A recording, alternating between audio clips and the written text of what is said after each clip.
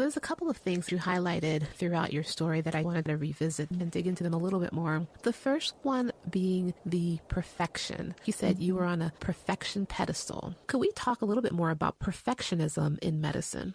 Yeah, I think many physicians, probably the majority, have an element of perfectionism. And for sure, the ones that I have worked with struggle with perfectionism. I think to become a physician requires, in many ways, this kind of perfectionistic standard for ourselves. And so for me, perfectionism was this feeling that nothing less than the perfect was good enough. These extremely high and almost unattainable standards. It resulted in this feeling of tremendous anxiety and tremendous striving, this unhealthy striving to always do the best. And it wasn't just in medicine. For me, it was in my family life. It was needing to be everything to everybody. And that isn't possible. We set these high standards for ourselves and we set ourselves up for failure. I think that that is one of the underlying factors that really causes physicians to, I'm not going to say burn out, but to have a challenge with the practice of medicine. That really puts such high demands on us and unrealistic demands.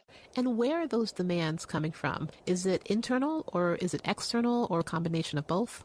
I think for me, it's a combination of both. I set a lot of pressure on myself to achieve well academically, but there was also a lot of pressure in my family. My parents highly valued academic success. And so I got a lot of praise when I did well and not so much praise if I got a B or didn't do so well. So I internalized that as only an A is acceptable. So it was both internal and external. In terms of medicine in general, I mean, there is that pressure, like we have to keep people alive. We have their lives at stake. There is that feeling of if I make a mistake, something really tragic can happen. So I think it's both internal and external. That's true. And that is true that mistakes by healthcare professionals can have devastating results. That's why the focus shouldn't be on individuals, but on groups and teams and systems, because individuals are not perfect.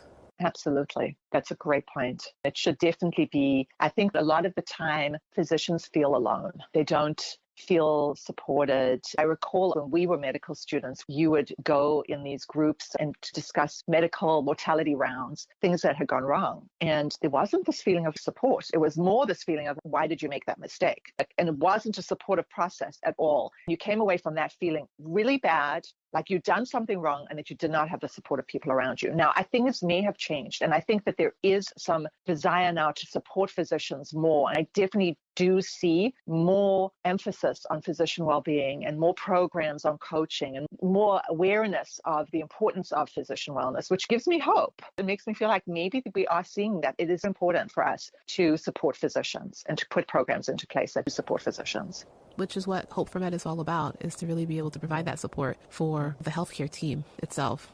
Yeah, that's essential, absolutely essential to the future of medicine. For us, by us, and just for us, this is Hope for Med.